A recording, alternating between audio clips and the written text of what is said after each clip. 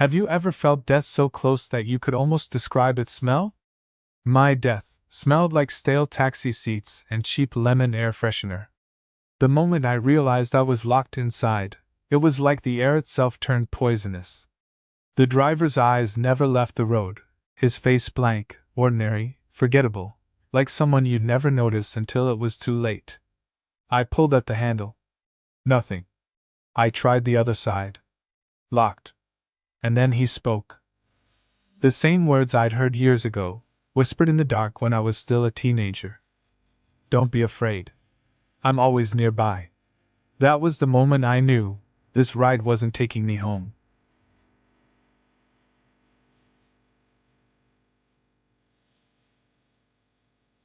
This was just a fragment of the letter I received today. A letter so terrifying it froze the blood in my veins. Tonight's story isn't just about one night, or one mistake. It's about a nightmare that followed someone across 16 years of her life. Rola, if you're listening right now, I hope you will survive. And to everyone else, I hope your doors are locked, your windows closed, and that the footsteps you sometimes hear at night really do belong to no one at all. Because the person who wrote this letter thought they were safe too. They thought each city, each new home, each locked door would protect them. They were wrong. So as you listen tonight, remember this: sometimes danger doesn't knock once. Sometimes it waits quietly for years. Sometimes it follows you wherever you go. Hit the like button, subscribe, and stay close. Because you don't want to miss the next true story when the night goes quiet. Now, let's begin.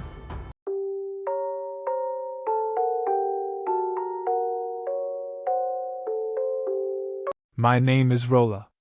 I'm 33 years old now. But my nightmare started 16 years ago, when I was just 17. Back then, I thought my life was normal. I lived in a small town where people said nothing bad ever really happened. Safe streets. Familiar faces.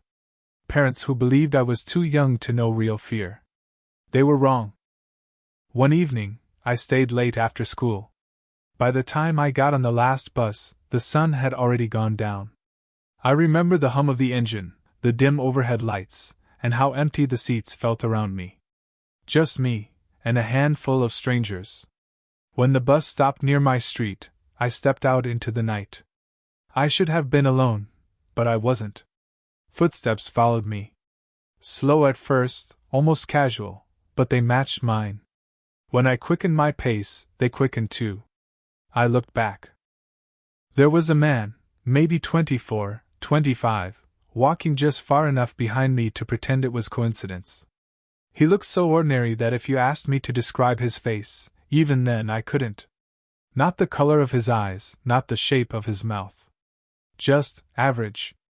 Forgettable. But the way he watched me, that was unforgettable. The street to my house had long, flickering lamps. Every time the light buzzed and went dark, I felt him closer. The shadows seemed to carry him forward. By the time I reached my gate, my hands were shaking so badly I dropped my keys twice. That's when I heard his voice for the first time. Calm. Too calm. Like he'd been waiting for me to listen. Don't be afraid. I'm always nearby. I froze. My breath caught in my throat. My body screamed at me to run, but I couldn't even move. Somehow I managed to push the door open, slam it behind me, and lock it. Inside, my parents were asleep. I didn't tell them. I didn't tell anyone.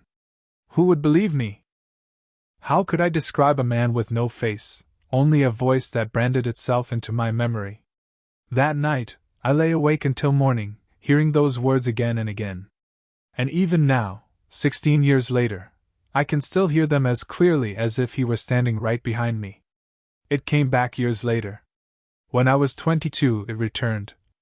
And this time, fear wore the plainest face and drove an ordinary car. I was a student then, broke enough to count coins at the bottom of my backpack, proud enough to pretend I wasn't hungry.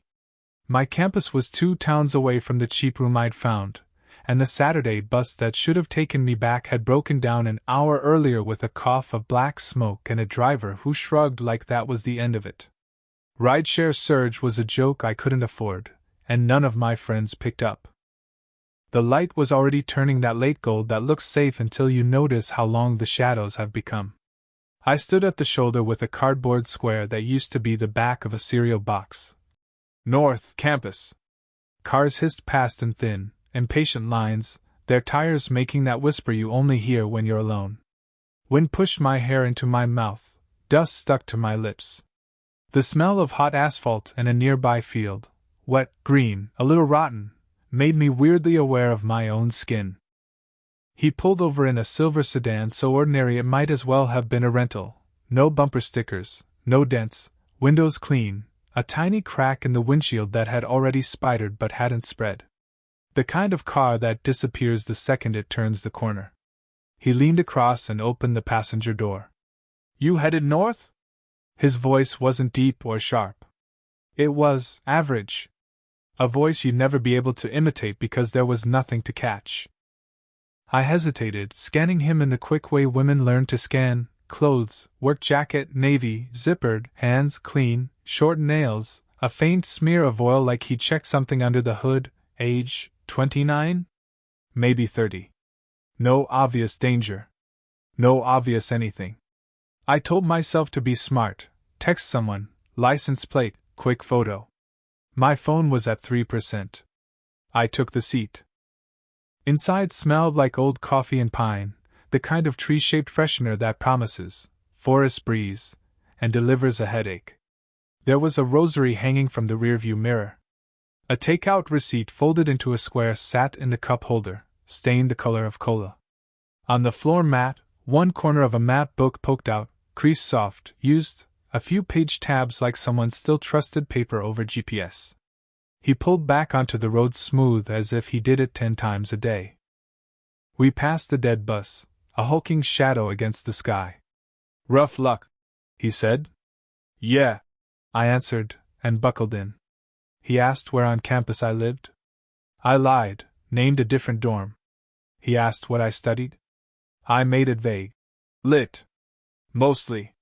He laughed lightly and said he never understood poetry. His laugh was the same as his voice, forgettable, frictionless. We drifted into small talk like two strangers pretending the space between them was a waiting room, not a moving box made of metal and glass. We went north. For 10 minutes, 20. Fields and low warehouses slipped by, then signs for the next town, then a stretch of roadside trees knotted thick enough to swallow light. The sun flattened to a coin, the sky turned the color of bruised peaches no one buys. I told him the exit to take. He didn't take it. He signaled, then glided past, his hands relaxing on the wheel as if my turn-off were never an option. I felt something silent inside my body move in the wrong direction, like the elevator had started down when I'd expected up. Hey, sorry, you missed it, I said, trying to keep my voice casual, like optimism could rewind the road. Shortcut, he said. I know a faster way. Every woman knows the choreography of denial. You smile. You nod. You offer explanations before you ask questions. Oh, great. Thanks. My tongue was a pale weight in my mouth. We left the highway on a smaller exit that felt like a private secret. The ramp curved into 2 lanes that narrowed to one, then to something more like a throat than a road. Trees hunched in, the ditches brimmed with weedy water that stank faintly of metal. The last of the light got trapped behind us like a door closing. Mind if I open the window? I get carsick, I said, turning the crank halfway. His finger flicked a button, and the glass hummed back up with a neat, final sound. Better keep it closed, he said. Bugs? I thumbed my phone. 2%. No service. A single, stunned pixel of battery glowed like a dying eye. Could you drop me at the next gas station? I asked, aiming for bright, breezy. I'm meeting someone. Sure, he said. Not far. We drove for 5 more minutes and did not pass a single gas station, or house, or car, or anything human. The trees pressed closer like eavesdroppers leaning in. Somewhere in the engine, something rattled and then stopped. The air freshener swung gently, tapping the mirror in a heartbeat rhythm that did not belong to me. Hey! I tried again, and the hey came out thin. I'll just get out here and call my friend. He didn't look at me. He adjusted the mirror slightly, as if the angle mattered, as if something behind us mattered more than what lay in front. Road's too narrow, he said. We'll pull off up there. Up there was a fork, left toward a line of bare poles and a pale strip of gravel, right toward more trees. He flicked the blinker right. I remember this with cut crystal clarity, the sudden cold of it, how my skin went tight, how noise thinned to a wire. I slid my right hand to the door handle and lifted. It didn't budge. I lifted again. The third time I yanked hard enough that the plastic creaked. The lock pin didn't move. Child lock, he said conversationally, as if he were apologizing for a radio station he couldn't get. His tone did something to the air between us, made it thinner, meaner. My vision shuddered in and out. Please stop the car, I said. Not screamed. Not yet. Please. I feel sick. We're almost there, he said. No other cars. No porch lights. No witnesses. My seatbelt felt like an arm across my chest. I pressed the red button at my hip. The belt whipped back into its spool with a hiss, and the sound seemed offensively loud in the small space. He didn't raise his voice. He didn't change his breathing. He just placed his palm, light as a blessing, against the center of the steering wheel as if testing it, then put it back on the rim. Don't fuss, he said. We'll be quick. I looked down at my hands, at the crescent moons my nails had carved into my palms, at the faint smear of newsprint from the cardboard sign. Something bold and stupid and alive stood up inside me and refused to sit down. The fork was 20 seconds away. I reached across my body with my left hand and clawed at the manual lock like I was trying to tear a thorn from my skin.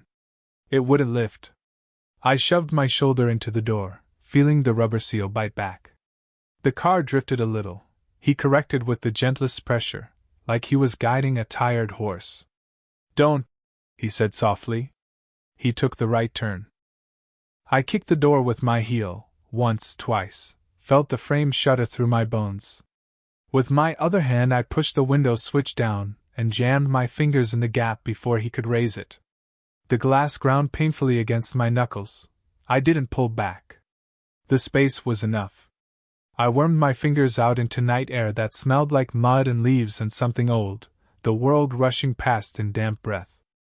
He finally turned his head, just enough that I saw the side of his face, the straight line of a nose that could have been drawn with a ruler, a jaw either soft nor sharp, skin the color of everyone. The kind of face you forget while you're still looking at it. Don't be. I didn't wait for the rest. I twisted the door handle again with everything I had, felt the lock catch and pop, a tiny surrender. Wind punched the door open a hand's width.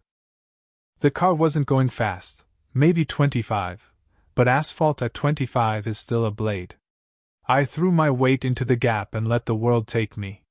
The road rose to meet me with a noise my body remembers better than my mind, the thud scrape scream of skin on grit, the hot sting of torn denim, a flare of pain in my shoulder that tasted like iron. I rolled into the ditch and hit the wet with a slap, cattails slapping my cheeks, water forcing its cold fingers under my clothes. Behind me, tires squealed. A door slammed. Gravel pinged. For a second I lay there, unable to decide whether to be dead or alive. Then I scrambled to my knees in the black water, slipped, clawed forward, my hands full of weeds and mud. I could hear him, close enough to feel his shadow tilt. Don't be afraid, he called, not loud, not urgent, perfectly calm, like he was reminding me of something we both already knew. I'm always nearby. The words landed on my back like hands. I bolted through the ditch and up the far bank, crawling when the mud took my shoes, running when it let go. I didn't look back. If I looked back, I would fall. If I fell, I would not get up. Branches whipped my face. A thorn drew a line of fire across my cheek. Somewhere ahead, through trees, a rectangle of light, orange, square, human. A farmhouse window. I don't remember the yard, the fence, the way my knuckles bled on the wood.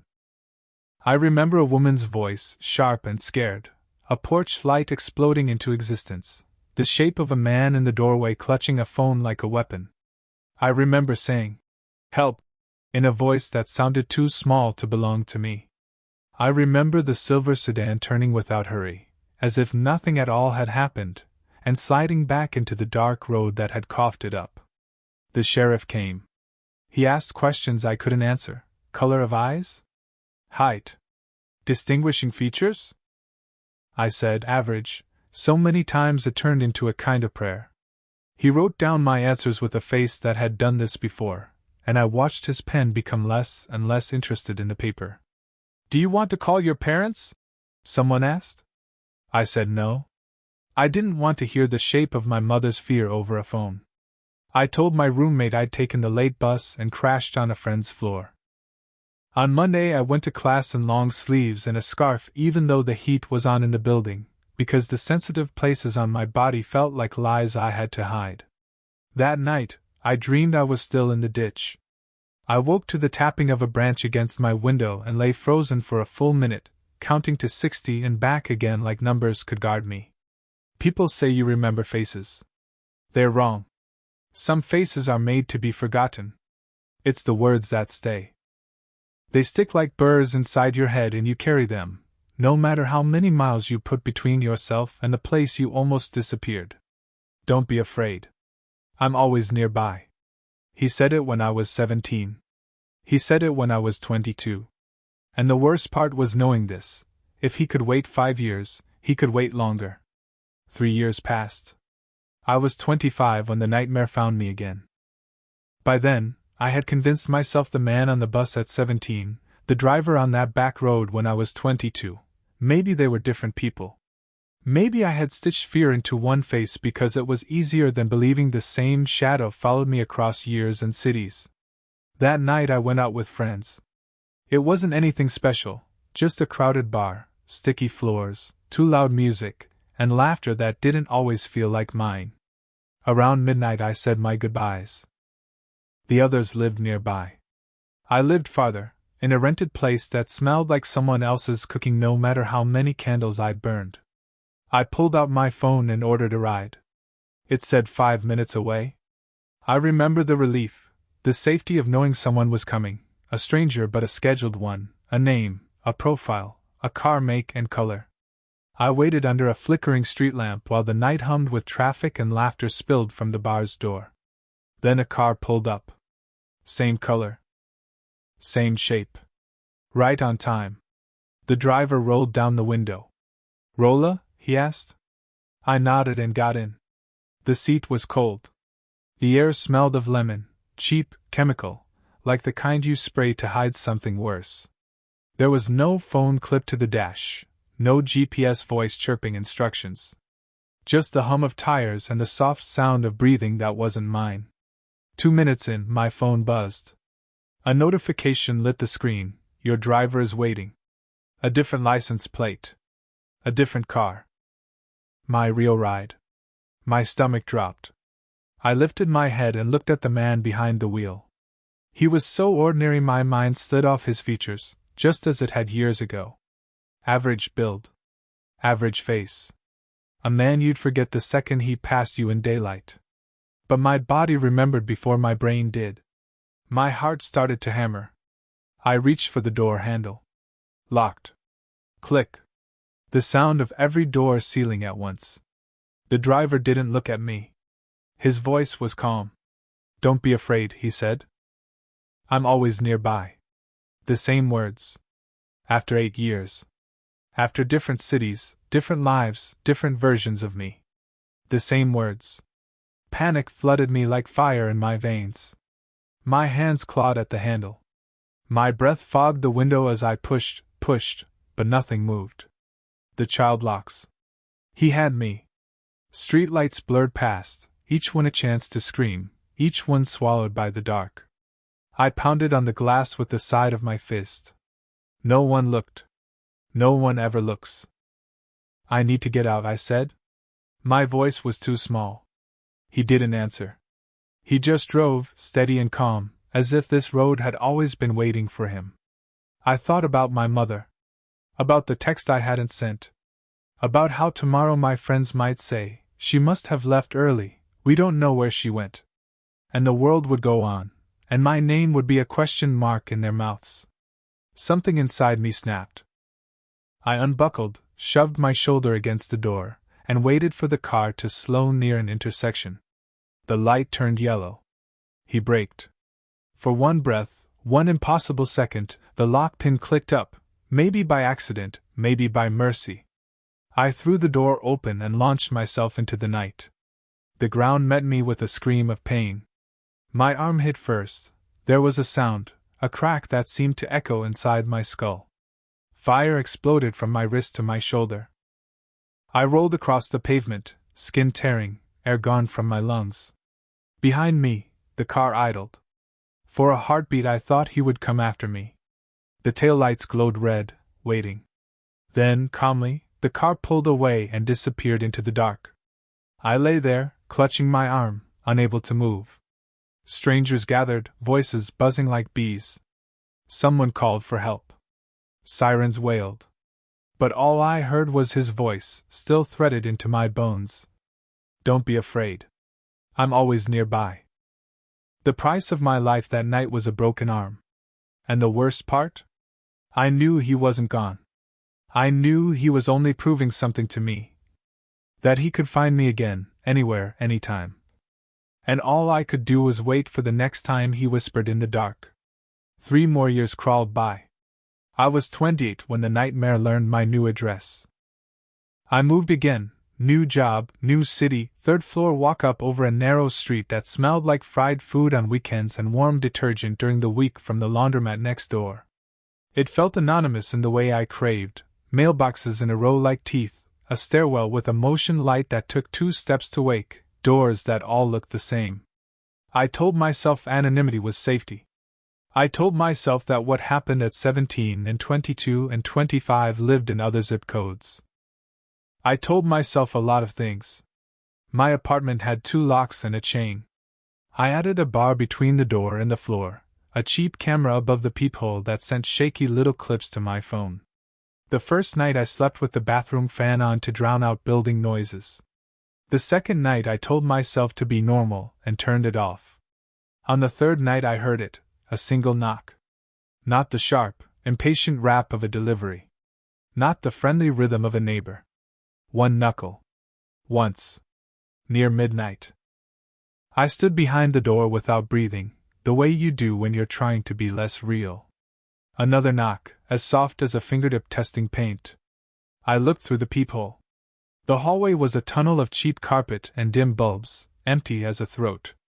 I waited until the motion light went dark, then waited longer, until my eyes watered from trying not to blink. In the morning there was a slip of paper on my mat, folded twice. A torn corner of something, maybe a flyer, maybe a bill. 4 words in block letters. I know when you're alone. I carried the note with 2 fingers like it might burn and set it on the counter. I told myself, prank. Kids. Wrong door. I told myself I wouldn't feed it with attention. I slid the paper into a drawer and went to work.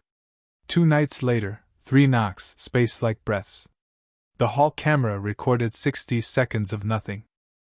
When I scrolled frame by frame, I caught a sliver of shadow where the wall meets the floor, as if someone stood just outside the lens's patience and waited. I started leaving the TV on low, a talk show's laugh track pretending to be company. I texted friends more. I told no one why. The neighbor beneath me had a habit of banging his broom handle against the ceiling whenever I walked after 10. The first time it happened I jumped hard enough to slosh tea over my hand. After that I tried to step lighter, to live like a ghost. Sometimes the banging came even if I was still, a single thud like a heartbeat under the floor. When I ran into him at the mailboxes and said hello, he smiled too quickly and dropped his eyes. His hands were clean. His nails were short. His face was the exact kind of face my memory cannot hold. One evening as I climbed the stairs with groceries, a smell reached me, sharp, sweet, artificial. Lemon. It was strongest at my door, a halo of citrus that didn't belong to any cleaner I owned. I looked down. A yellow, tree-shaped air freshener lay under the peephole like a pressed flower. For a second I was 25 again with a broken arm and a mouth full of the same chemical fruit. I kicked the thing down the hall and took 3 tries to get my key into the lock. I called the building manager. He promised to keep an eye. I called a non-emergency police line. They told me to save any notes, to vary my routine, to consider a self-defense class. The woman on the phone had a voice that tried to be warm and kept failing. "Do you know who it might be?" she asked. "Ex-boyfriend? Neighbor in a dispute?" "No," I said. "Just someone." I tried to describe him. The more I spoke, the more he vanished. "Average," I said, until the word had no edges left. The camera caught him on a Wednesday. 3:17 a.m. The motion light did not trigger at first. The figure was still, a cutout pasted to the dark. Then the bulb woke and spread its thin mercy. He stood too close to my door, a grocery bag in one hand like a prop to justify his presence. Head down. Cap low. The lens fuzzed his features into pixels that refused to be a face. For 43 seconds he did not move. Then he leaned, just slightly, toward the seam where door meets frame, as if to speak through the wood. I turned the volume up until the room hissed. The mic caught only the electric breath of the hallway, the whisper of air. And then, faintly, like cloth moving over cloth, a sentence, chewed by static and still unmistakable. "Don't be afraid. I'm always nearby." I watched that clip until sunrise. I watched it until I could recite the seconds like an address. When I tried to show it to the building manager the next day, the audio sounded like nothing but noise. He shrugged, promised again to watch the cameras downstairs, and told me to let him know if it escalated. It escalated by not escalating. The knocks came and didn't. The lemon smell bloomed and faded. My keys were sometimes not where I left them. Once, the chain hung slightly askew, not enough to prove anything, just enough to make the skin between my shoulders tighten like pulled thread. I made rules. I never took the stairs without listening first. I never checked the peephole without recording. I never left without pretending to lock the door twice, once loud, once real. I started sleeping on the couch with my shoes next to me and my bag packed like a fire might start in the hallway and decide it wanted inside. One night the fire alarm did scream, a dirty mechanical animal tearing at the air at 2:11 a.m. Doors opened up and down the hall, confused faces peered out, someone shouted, someone laughed, someone swore. The light over my door stuttered and died. In that momentary blackout, something touched my doorknob from the other side. Not a twist. Not a rattle. A touch like a fingertip finding pulse. I didn't open. I waited with my ear against the wood and my hand on the bar. The alarm cut off mid-howl. Footsteps faded. The building exhaled. I never learned why it sounded. I never asked. The next morning there was another note. Same torn paper, same flat pen. "We're not done." I took it to the police in an envelope, printed stills from the clip, wrote the time and date neatly in the corner like homework. The officer behind the plexiglass asked if I had enemies. I said no. He asked if the man had threatened me. I said yes, and the word felt childish, like I'd misread a grown-up book. He nodded in a way that meant nothing and everything. "Carry this," he said, sliding a pamphlet through the slot. "Change your route. Don't walk with headphones. If you have a friend you can stay with." I went home and set a chair under the doorknob, even though I knew chairs don't stop vows. I made tea I didn't drink. The lemon smell was back, faint and patient in the hall. That night, as I lay on the couch pretending not to listen for footsteps, my phone vibrated on the coffee table. Unknown number. No text, just a voicemail notification. I put the speaker to my ear and heard nothing at first. Then, under the silence, a breath. And with the breath, words I could have written down with my eyes closed. "Don't be afraid. I'm always nearby." I pressed the phone to my chest like a tourniquet, as if I could stop the words from bleeding into me. The voicemail had no transcription. No metadata that would save me. Just the shape of his presence, fitted to mine. People will tell you that moving is a way to reinvent yourself. New city, new job, new friends, new lock, new door, new sleep. But some things don't care about leases. Some things learn your elevators and your habits and the sound your keys make, and they wait at the exact center of your life until you are tired enough to forget to check the peephole first. I didn't see his eyes. I didn't see anything I could hand to a sketch artist and say, "Here, make him real." But I had his sentence, branded into every season of me. He said it when I was 17. He said it when I was 22. He said it at my door when I was 28, in a hallway that pretended to be empty. And I understood this. He didn't need to break in to be inside my life. He already was. 3 more years passed. And this time, it was out in the open, under the wide black sky of an empty highway. By then, I had tried to build my life on top of silence. I told myself I was free of him. I lived careful, practical, invisible. I avoided late nights, avoided strangers, avoided risk. I thought if I kept shrinking my life, maybe the shadow would pass me by. But fear doesn't forget. And it doesn't forgive. It happened in winter. My car's engine had been acting strange for days, but I ignored it. On that night, with the wind pressing against my windows like cold hands, the temperature gauge spiked into the red. Steam fumed from under the hood. The engine coughed, stuttered, and died. I coasted onto the shoulder, hazards blinking like a heartbeat in the dark. The highway was nearly empty, a strip of asphalt running through silence. Frost glazed the grass. I sat there, phone in hand, praying for a signal strong enough to send my location. My breath fogged the glass. Every passing truck rattled my car like a hand shaking a toy. That's when headlights appeared behind me. One car. Then another. Then a third. They slowed in unison and pulled to the shoulder, boxing me in, one in front, one behind, one beside. Their engines hummed together, low and patient. At first I thought help. Maybe good Samaritans. Maybe coincidence. But the longer they idled, the heavier the silence grew. 3 cars, all stopped for no reason but me. The driver's door on the car ahead opened. A man stepped out. His figure was dark against the glare of his own headlights. He walked toward me, slow, steady, casual, like this was a meeting we had both planned. I locked the doors. My pulse pounded in my ears. The man stopped at my passenger window. For 1 second he paused, then lifted his hand and tapped. Once. A single knock. He didn't look inside. He didn't wave. He just kept walking, circling to the car behind me. Through my mirror, I saw him lean into the open window of the vehicle behind. His shadow bent forward like he was whispering. My chest tightened. I whispered to myself, "Don't open the door. Don't move. Don't exist." Minutes passed. Or maybe it was seconds stretched thin by terror. Then all at once, all 3 engines revved. Doors slammed. Tires spat gravel.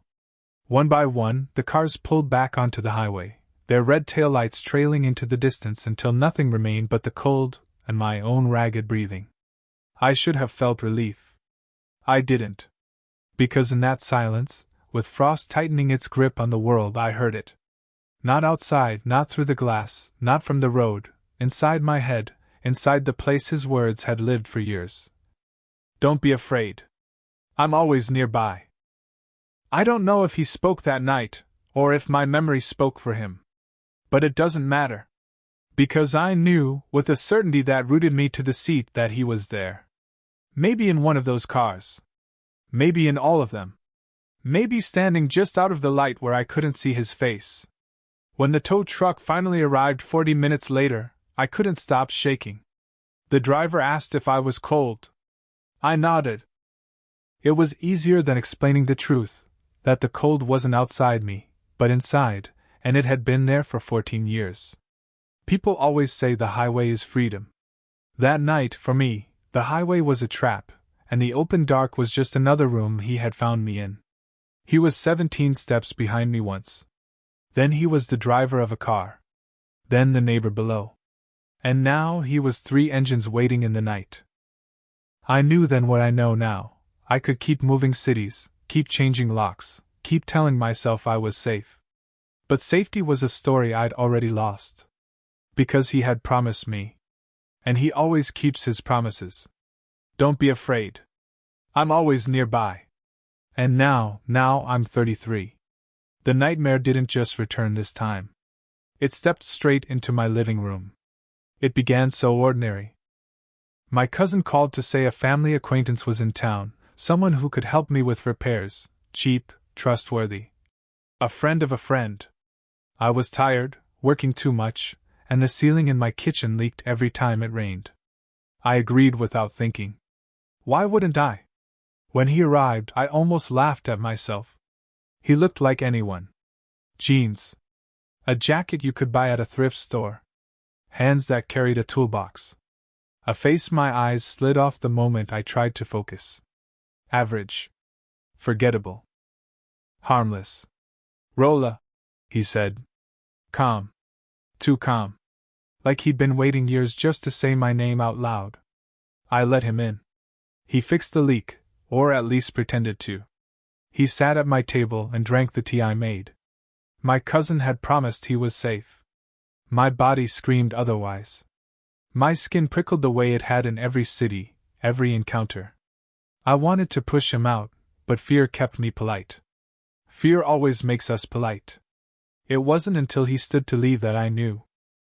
He turned at the door, and with the same blank smile you'd give a stranger on the street, he spoke. You know me. You've always known me. My blood froze. He stepped closer, voice low, familiar as breath against my ear. Don't be afraid. I'm always nearby. I've been with you since you were 17. The room tilted. My lungs locked. In that moment I understood. It had never been coincidences, never random men with forgettable faces. It was him. Always him. Shadowing my life, learning my cities, folding himself into every chapter. I stumbled back, nearly knocking the chair over. My throat wanted to scream, but no sound came. He didn't move toward me. He didn't have to. He'd already been closer than anyone ever should be. He just smiled. Ordinary. Harmless. The kind of smile you'd forget as soon as you turned away. Then he opened the door and left. I stood there, shaking so hard I thought my bones would crack. I ran to the window, desperate for a plate number, a detail, anything. But the street was empty. No car. No footsteps. No evidence. Only me, and the echo of his voice. I tried the police again. How could I explain? A man with no face has been following me for 16 years. He says the same sentence every time. He was in my apartment today, drinking my tea. They'd write it down, nod, and tell me to lock my doors. As if locks ever mattered. So I'm writing to you, JJ. Because I need someone, anyone, to hear me before he comes back. Because I know he will. He always does. He was on that bus when I was 17. He drove that car when I was 22. He trapped me in the taxi when I was 25. He stood at my door when I was 28. He surrounded me on the highway when I was 31. And now, at 33, he's inside my home. The same words. Always the same words. Don't be afraid. I'm always nearby. So tell me, how do you survive a man who promises to never leave? That was the letter for tonight. Not a handful of different voices, but one woman's life, hunted again and again. Rola, if you're listening, don't give up. Don't let him make you small. Keep every note, every message, every recording. Talk to the police, talk to your neighbors, tell your friends. Shadows feed on silence. Don't let him keep you quiet. You've survived this long, and that's already proof of your strength. And to everyone else, what would you tell Rola? What advice would you give someone who's been followed for 16 years? Is it new locks, new cities, or something darker? Because remember, if it could happen to her, it could happen to any of us. The voice outside your window. The footsteps behind you on an empty street. They may not belong to a stranger. They may belong to someone who's been nearby all along. Tell me in the comments. What should Rola do now? This was Tell Me What Happened. I'll see you in the next story.